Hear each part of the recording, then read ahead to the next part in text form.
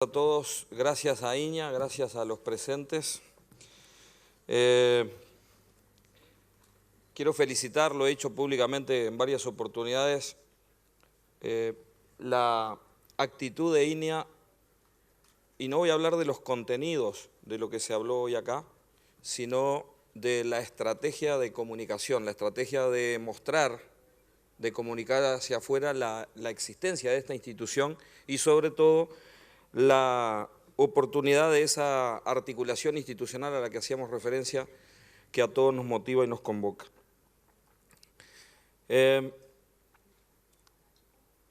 A mí me gusta aprovechar estas reuniones para poder comunicar. Algunos, los que tenemos más cerca, saben lo que venimos haciendo y lo que queremos hacer.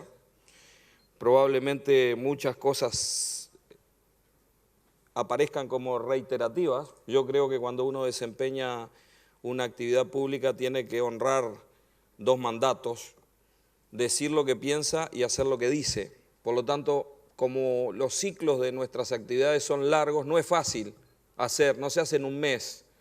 Yo le agradezco el cuadro, hace 20 años que ando luchando por... Si llegué a ministro creo que es por tratar de hacer eso, y no es fácil, créanme, lo del agua.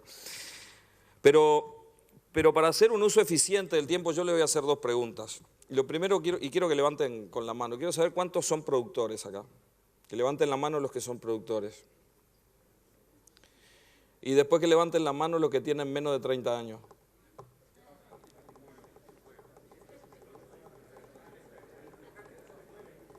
Como el tema es la ganadería del siglo XXI, yo voy a tratar de comunicarme con los que van a ser el siglo XXI, no con los de mi generación, que nos queda poco.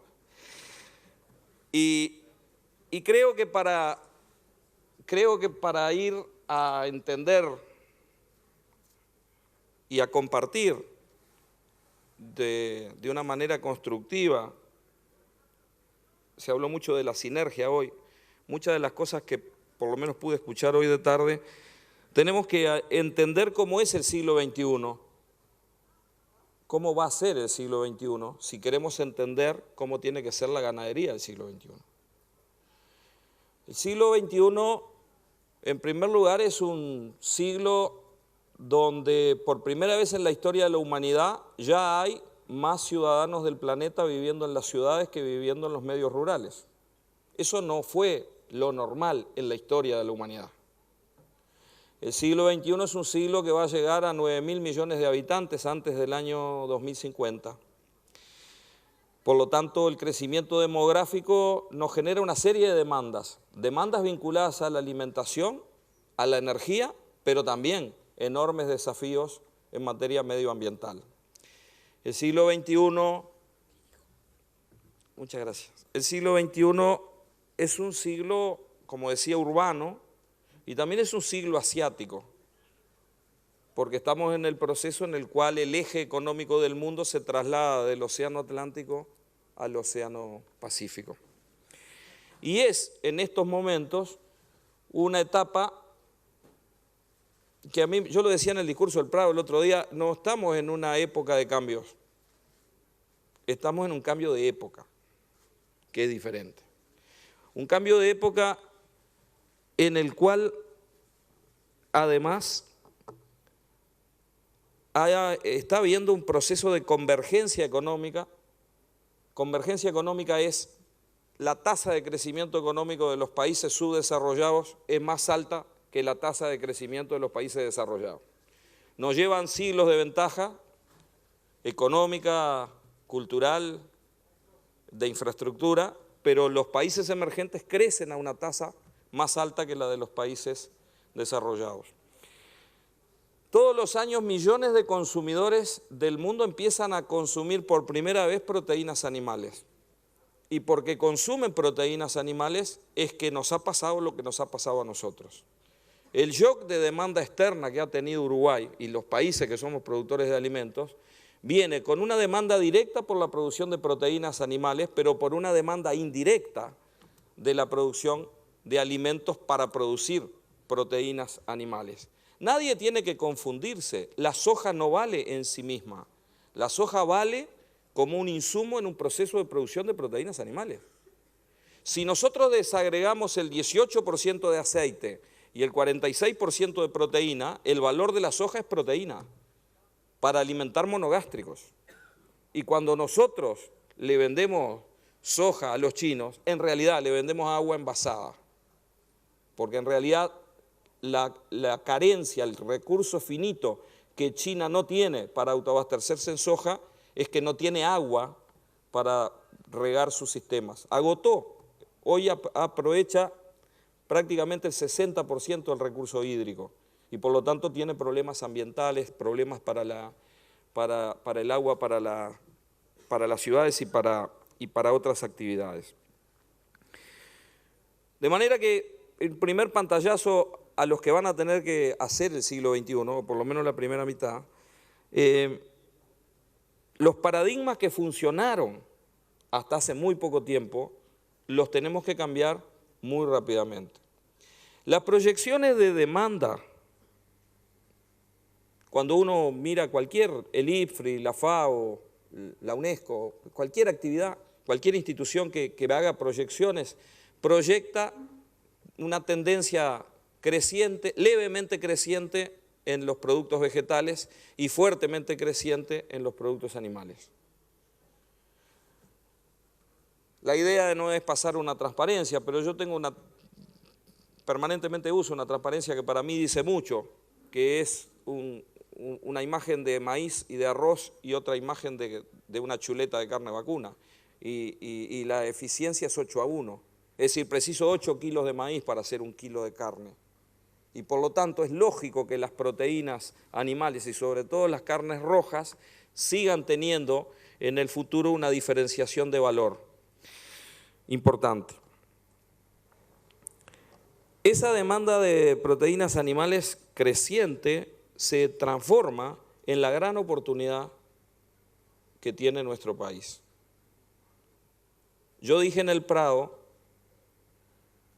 el concepto de primarización de nuestra economía, manejado tan frecuentemente, es tan obsoleto y anacrónico como conservador. No tenemos a gran escala en el Uruguay tantos otros sectores donde agregar valor como lo podemos hacer en las cadenas de producción y sobre todo en las cadenas de producción que tienen más eslabones. Si yo puedo producir soja y exportar soja, puedo producir sorgo y exportar sorgo, puedo producir sorgo y exportar leche en polvo, o exportar queso, o exportar lactosa.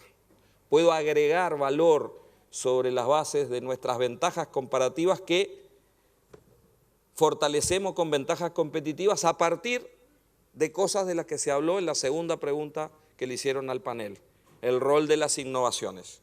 Las innovaciones como generadores de cambios de procesos que incorporan valor porque logran un producto diferente, porque hacen un uso más eficiente de los recursos, porque son más amigables con el ambiente o porque permiten aumentar la productividad del trabajo o de los recursos.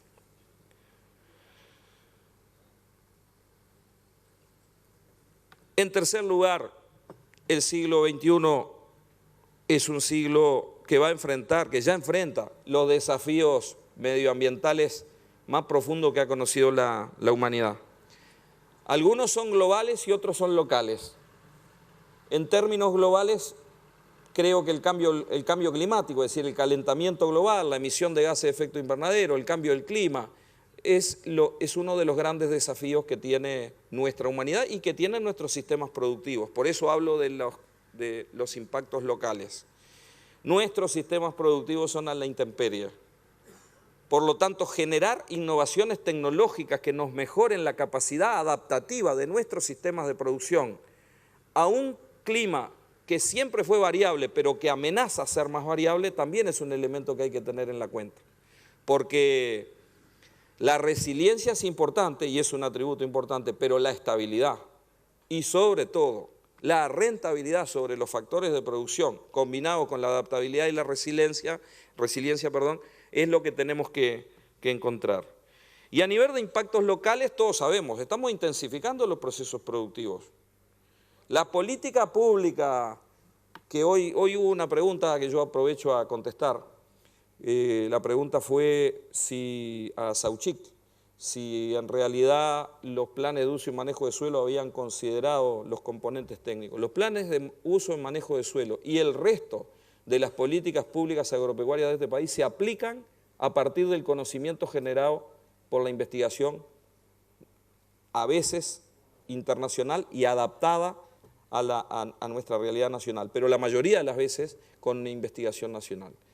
Los planes de uso y manejo de suelo son la respuesta a la necesidad de ordenar el uso de un recurso que tiene que tener una responsabilidad intergeneracional, porque tenemos la tierra en préstamo de nuestros nietos y porque todos sabemos, acá hay varios con los que hemos conversado muchas veces, y son evidentes los arañazos de la erosión y de la agricultura en los suelos que se ven a lo largo y a lo ancho de este país. Y cuando yo me recibí ingeniero agrónomo, por eso el mensaje para los jóvenes, por eso hice la pregunta al principio, porque hace 30 años, cuando nos recibimos con el amigo Otero, que hicimos la tesis juntos, ya hablábamos, ya teníamos el mapa de erosión, ya sabíamos que las zonas de los mejores suelos del Uruguay, de los que tienen más resistencia a la erosión, ya estaban erosionados. Y después vinieron los sistemas de rotaciones y se adoptaron los sistemas de rotaciones. Pero los sistemas de rotaciones no se adoptaron en este país por una decisión empresarial comprometida con la conservación del suelo. No. En ese momento la agricultura estaba fundida y la manera de tener una pradera consociada que fuera económica era incorporar un mejoramiento. Yo lo dije en el destacado de rotaciones. Si miramos la gráfica, en la época que masivamente se aplicaron las rotaciones con pasturas, era cuando el Uruguay tenía 400.000 hectáreas de agricultura. No nos engañemos.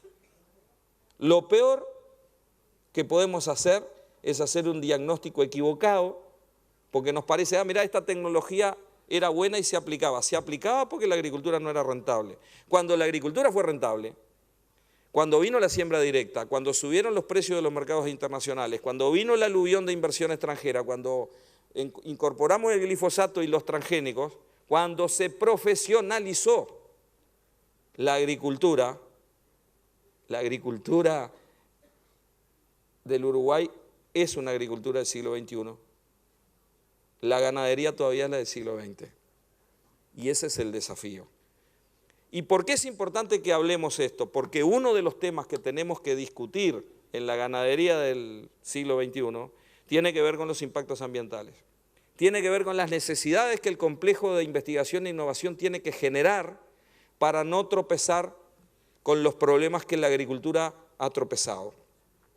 Los planes de uso y manejo de suelo se aplican a partir de la información que generó la Facultad de Agronomía y el INIA, pero además, como en otros temas, hemos generado por resolución ministerial la instalación de un ámbito que es la comisión de seguimiento, donde participa la facultad y donde participa el INIA, para discutir científicamente el proceso de ir mejorando el instrumento de la ecuación universal de pérdida de suelo. Como también instalamos la mesa del campo natural, porque somos un país que tiene 65% de la superficie de campo natural, pero acá nunca hubo ninguna ley, ningún decreto ni ningún ámbito donde los actores públicos y privados se sentaran a discutir los temas vinculados al campo natural. Y también instalamos la mesa de huella de carbono, y el Uruguay hoy tiene los primeros datos locales, nacionales, en materia de emisión de gases de efecto invernadero de carne, de leche y de arroz. ¿Por qué? Por lo que seguramente, por lo que escuché, alguien dijo hoy de mañana, las barreras pararancelarias. Porque nosotros tenemos que prepararnos para un mundo que va a enfrentar la competitividad que nuestros sistemas productivos están exhibiendo. Suelos, agua y biodiversidad son los impactos locales que nosotros tenemos que medir adecuadamente, pero también los impactos sociales. El aumento de la productividad pasa por la educación y por la capacitación. Y la educación y la capacitación tienen que tener una serie de otras condiciones, ayer te escuché por la radio, vinculadas a motivación, salario, condiciones de vida, comunicaciones, acceso, posibilidades de recreación. Todas cosas que si no las logramos no vamos a tener a esos menores de 30 años que yo preguntaba hoy, vinculados y afincados para llegar a tener la productividad. Cuando nos recibíamos vino el profesor Rovira y dio una charla en el Prado que se llamaba ¿Por qué Nueva Zelanda sí y Uruguay no? Yo recién me había recibido y todavía no tenía trabajo. Hoy soy ministro y creo que estamos mucho más cerca de contestar esa pregunta. Tenemos las cosas mucho más cercas, pero también nos falta muchísimo en ese camino. Somos un país exportador y todo crecimiento de nuestra producción tiene que tener una adecuada inserción internacional. Y la inserción internacional se logra en un mercado segmentado, con rubros diferenciados, con certificación de productos, pero también con certificación de procesos, con la capacidad de armar negocios que puedan atender a un mercado o a otro mercado, incorporando el valor agregado ambiental. La semana pasada, en una reunión de ministros en Buenos Aires, donde el tema era el agua, salió el concepto de la seguridad alimentaria y obviamente mi discurso muchas veces es criticado por economicista y poco solidario, porque en realidad hay 1.000 millones de personas en el mundo que no comen. Mi obligación es que coman y se eduquen lo mejor posible los 3,5 millones de uruguayos. Y la vía más rápida que este país tiene para transformarse en un país desarrollado es vender bien caro y de manera bien diferenciada los productos que este país produce. Y para eso se necesitan sistemas de certificación. En el mundo no solamente hay que ser bueno, sino hay que parecerlo. Y parecerlo en materia de comercio internacional significa tener información que tiene que surgir de nuestro centro de investigación y después tener protocolos de certificación, que son los que nos permiten diferenciar la producción. El Uruguay tiene un mapa de suelos como el que mostraron hoy. Cuando nosotros hablamos de agricultura y competimos en el mundo con la agricultura de otros países, competimos con países que tienen grandes zonas con altísima capacidad productiva en términos de agricultura. Estados Unidos tiene el Valle del Mississippi, Ucrania tiene lo que tiene, la Argentina tiene la Mesopotamia y la zona núcleo, Brasil tiene todo el centro oeste. En la Argentina se habla de agricultura en términos de zona núcleo. ¿Cuál es la zona núcleo del Uruguay? ¿Dónde está la zona núcleo del Uruguay? No, no tenemos zona núcleo. El 1.000.000 de hectáreas aptas para cultivo de verano está, ningún padrón tiene el 100%, un padrón importante me refiero, no una chacrita. Ninguna de las unidades de suelo nuestras es uniforme en términos de profundidad, drenaje y topografía, como para decir que categoriza como lo que pueden ser la zona núcleo de la Argentina. Por lo tanto, por definición, por velocidad de infiltración del agua en nuestros suelos, por riesgo de erosión por pendiente, nosotros estamos condenados o bendecidos, cada uno que saque la conclusión que quiera, a tener sistemas productivos agrícola-ganaderos que sean además biodiversos. No le tenemos que tener miedo a la construcción de los arreglos ganar-ganar. La época, yo decía en una jornada hace un par de años acá, decía, antes el problema era que la forestación había desplazado a la ganadería. Hoy es el problema que la agricultura desplazó a la lechería o desplazó a la ganadería. Y en esa ocasión hablaba de la cuota 481. ¿Por qué le pusimos el énfasis que le pusimos a la cuota 481? No solo porque es un acceso a mercado sin pagar arancel. El resto de las carnes en Europa que van como Hilton pagan el 20,3% y las que van sin Hilton están pagando cerca del 100% de impuestos. No es solamente por el valor, es porque llegar a cumplir los protocolos que nos exige la 481 nos obliga a desarrollar una ganadería, una cría y una recría mejor que el promedio que hemos tenido, en una condición en la cual es rentable hacerlo.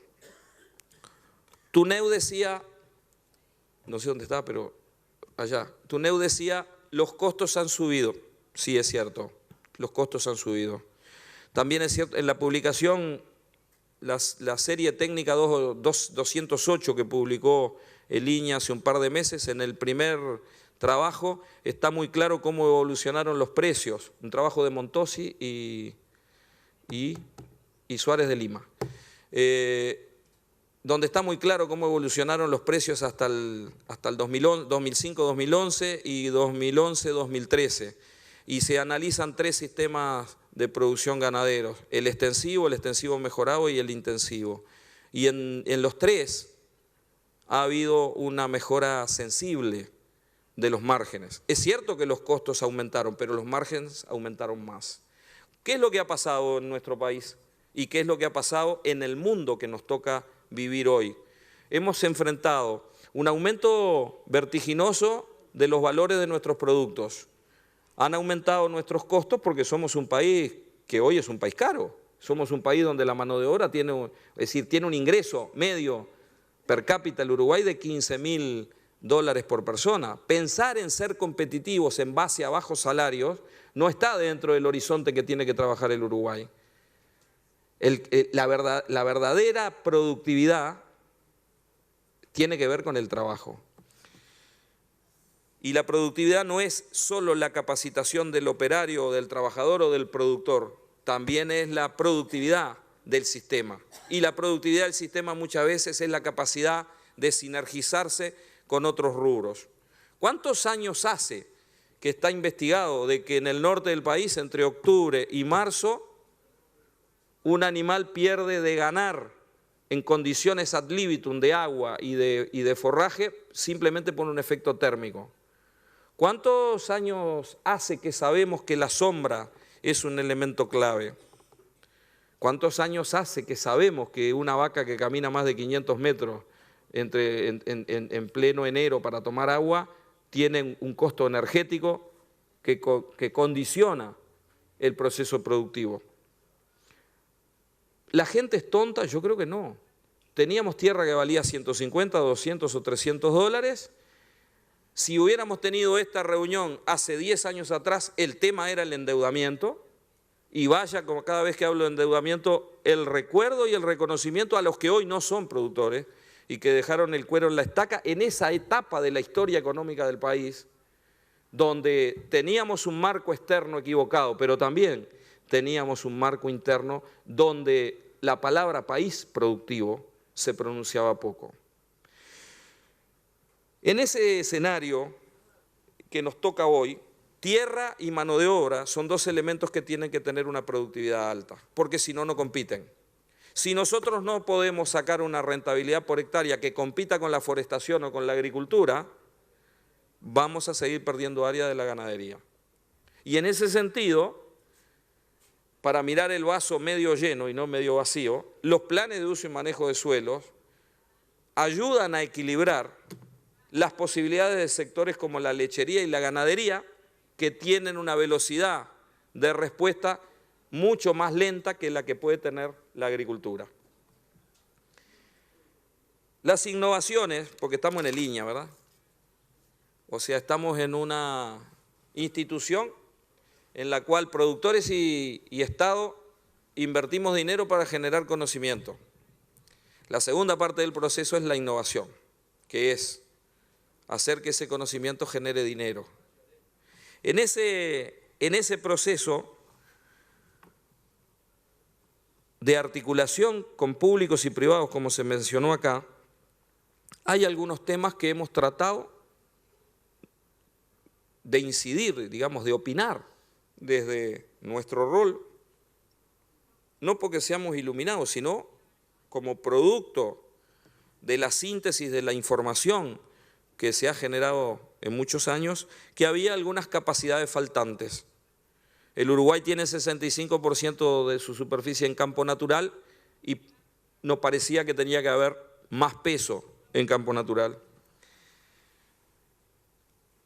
Nos parecía que riego tenía que ser un tema que debería encararse diferente a cómo se encaró en el pasado.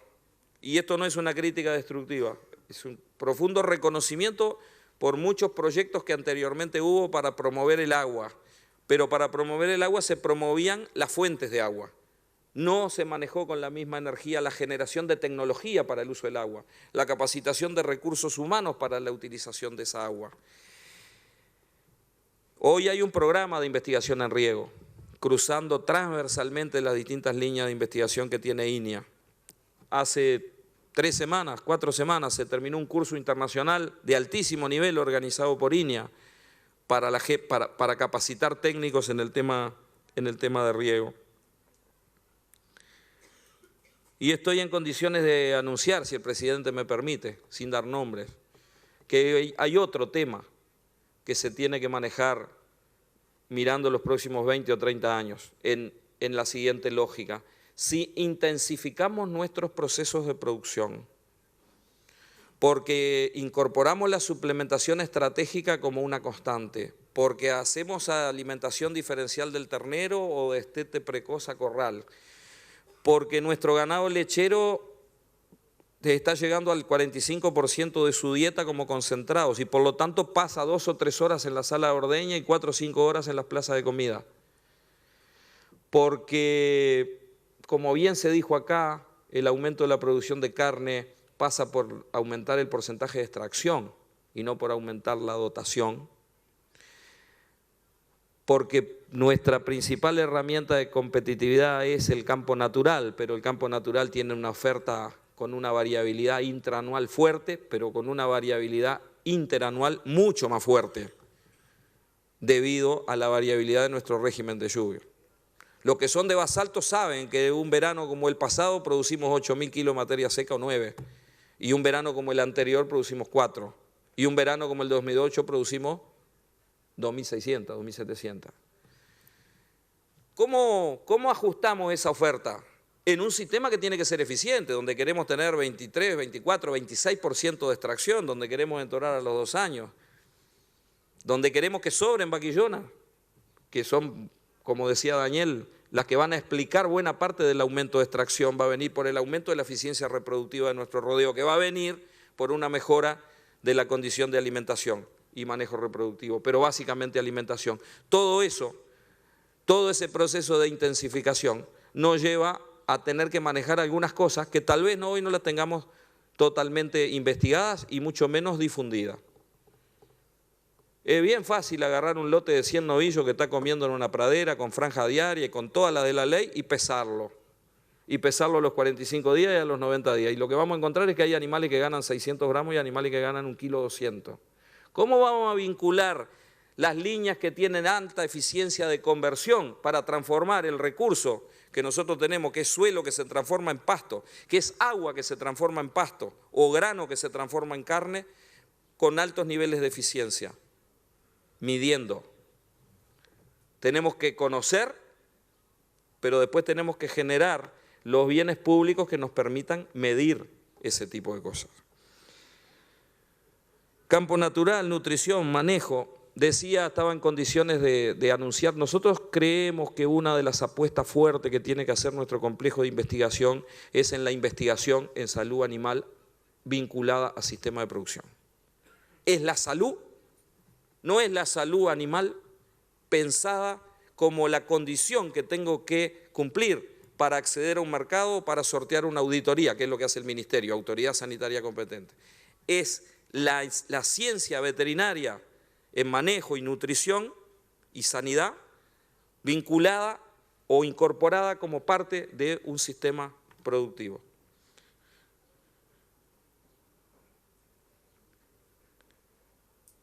Bienes públicos, y no los canso más, con esto termino.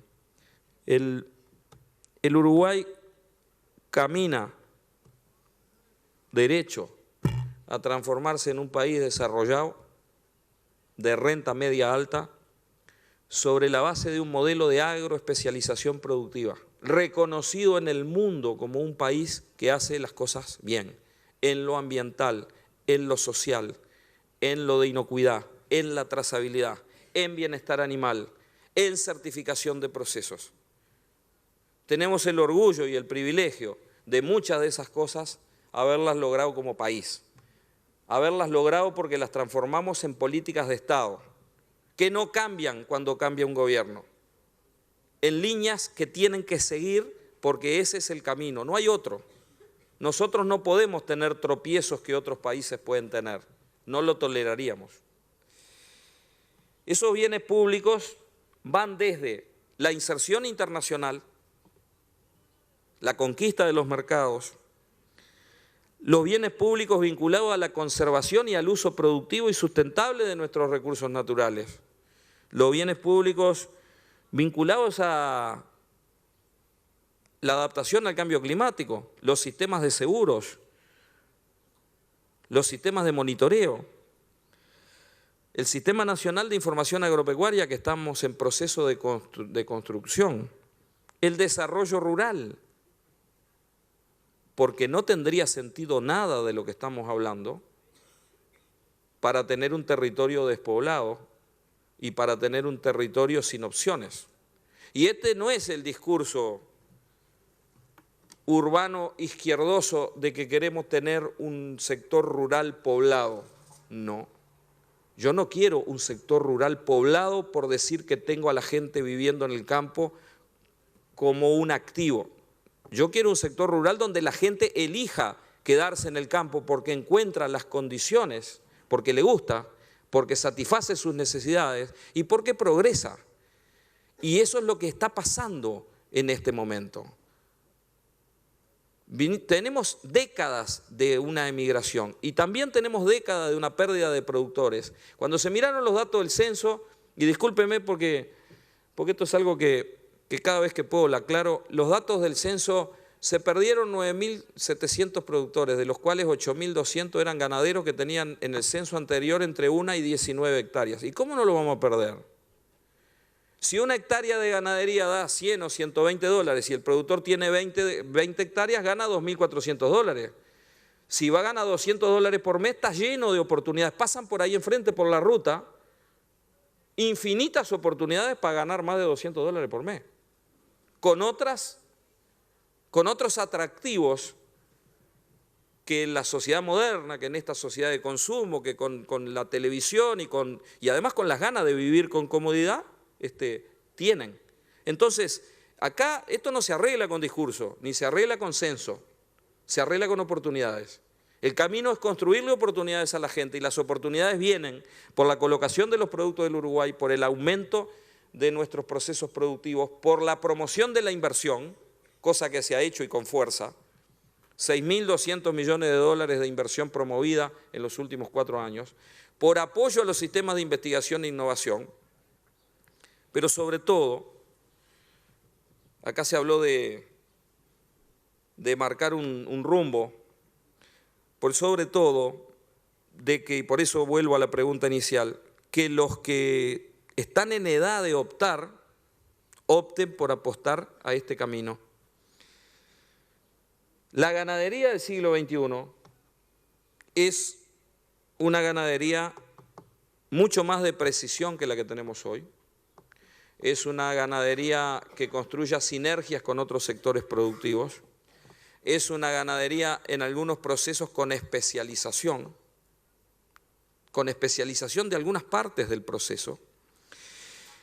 Es una ganadería donde la suplementación estratégica llegó para quedarse. Es una ganadería donde en algunas situaciones el manejo del agua de forma estratégica es un camino para darle no solamente estabilidad, sino mantener la rentabilidad. En definitiva, es un camino de eficiencia y para ser eficiente hay que poder medir. Hoy en la inauguración de la exposición de Salto, era otro tema, pero hice referencia al famoso decreto que ha generado tanto tema, la propuesta del INAC de que el Poder Ejecutivo decretara que los animales se tienen que comercializar en la tercera balanza. Nosotros dijimos que no, Pocas veces hemos desconocido la opinión que nos da alguno de los institutos públicos donde tenemos correpresentación. Porque nos parece que un Estado no le tiene que decir a dos actores privados, un productor y un frigorífico, cómo tienen que hacer un negocio.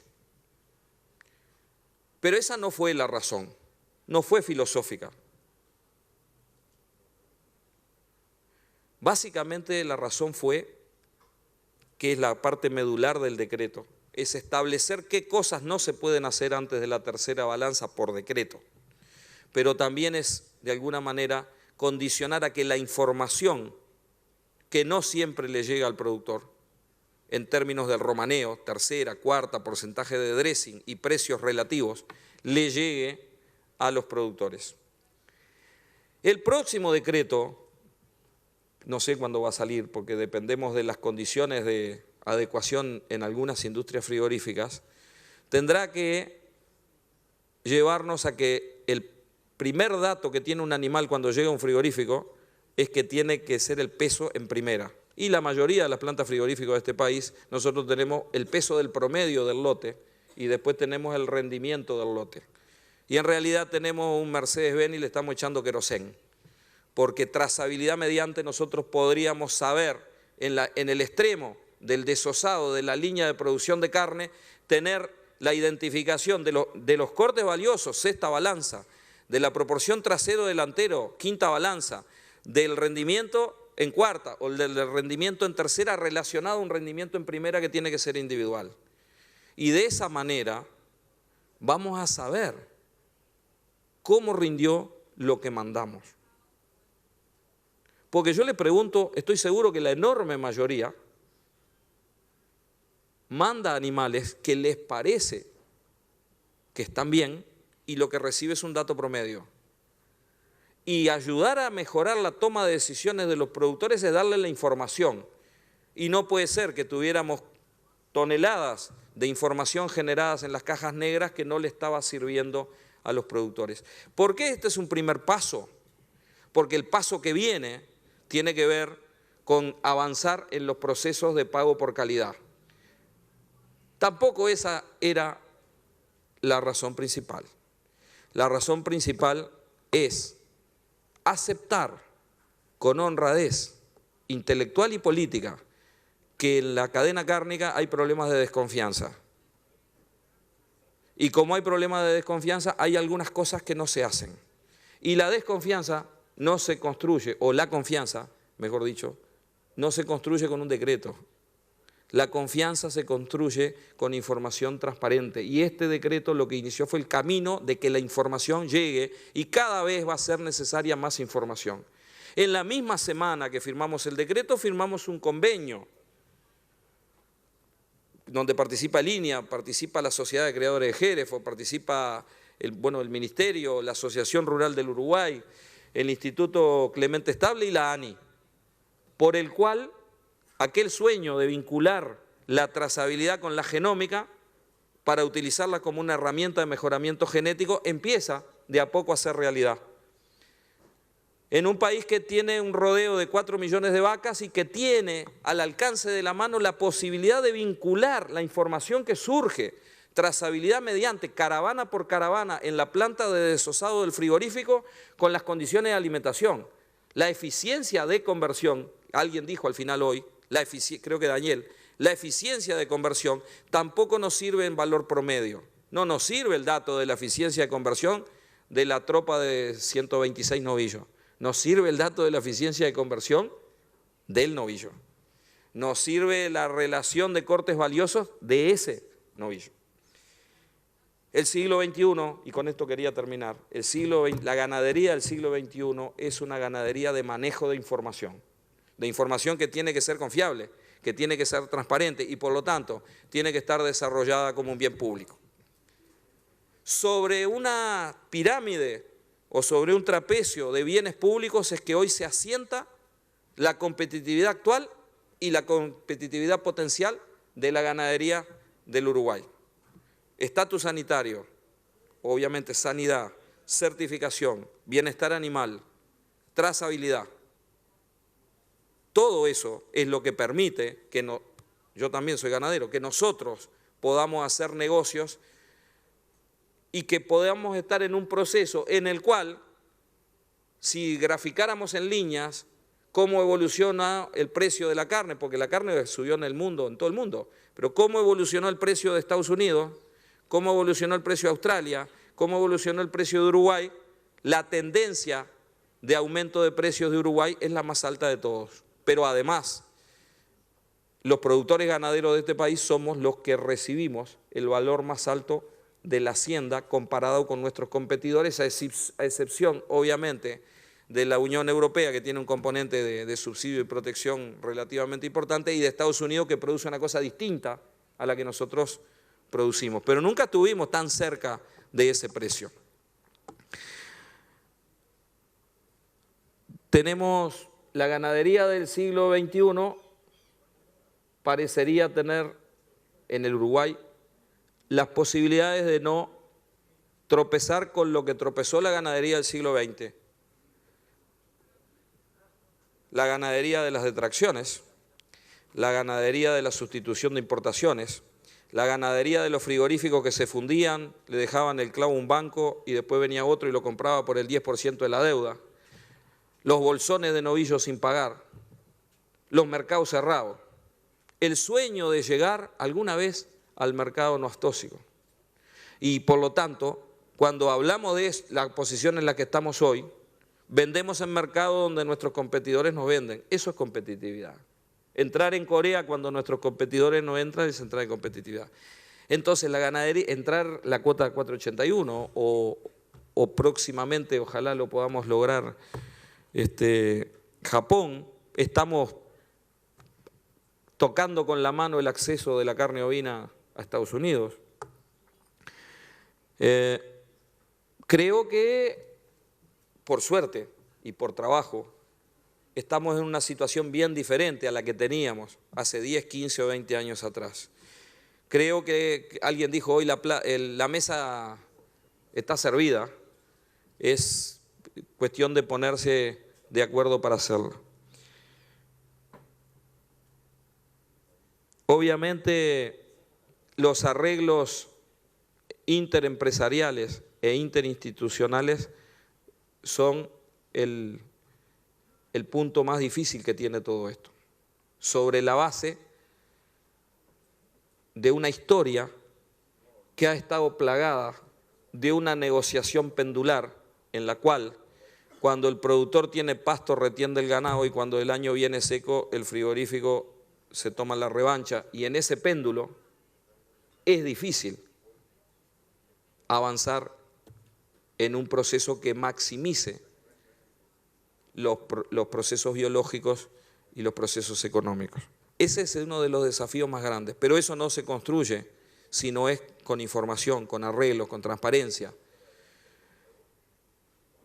Cuando analizamos los sectores más dinámicos de la agroindustria nacional, los que se han desarrollado con más dinamismo, analícenlo todos, los que han incorporado más valor o los que han desarrollado más tecnología son sectores que están muy bien integrados entre la industria y los productores y que están muy bien integrados con los complejos de investigación. Algunos sectores han generado investigación nacional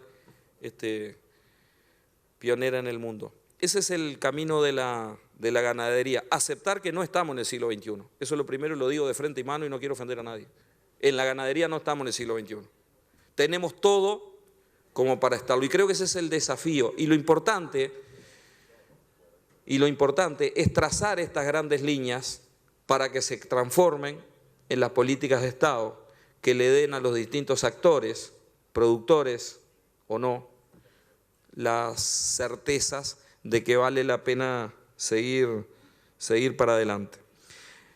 En mayo del 2010, en un Consejo de Ministros, presenté algo que no fue publicado, las proyecciones para los rubros más importantes que yo entendía que podía aspirar este país, suponiendo obviamente determinadas condiciones de mercado internacional y sin ningún quebranto sanitario.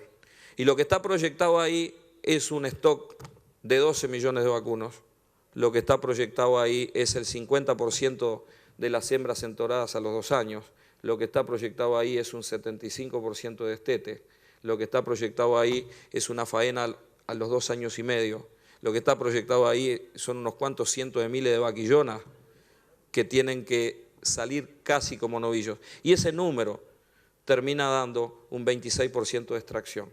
Y ese número comparado con el actual significa 950 millones de dólares más.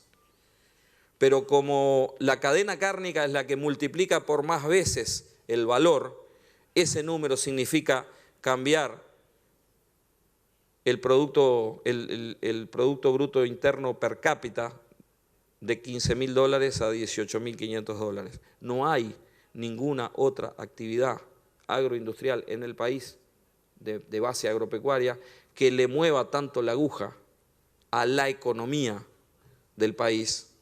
En los números del Banco Central, esos camiones que están pasando ahí no están en la cuenta de agro, están en la cuenta de servicio. Y el hombre que fabrica maquinaria acá no está en la cuenta de agro ni de servicio, está en la cuenta de industria. Ahora ese hombre fabrica para la producción agropecuaria. Y el 90% de los camiones que pasan por ahí enfrente, lo que cargan son bienes agropecuarios. Y que si este país está en la situación que está hoy, es porque, como alguien dijo hoy, multiplicó por 4 el valor de sus exportaciones. Y eso es más producto físico, pero también más valor, y lo importante es que además sea más competitividad. Ese es el camino y ese es el desafío para los de menos de 35. Le subí un poquito porque subí el estándar porque con 30 no quedaba nadie acá. Gracias.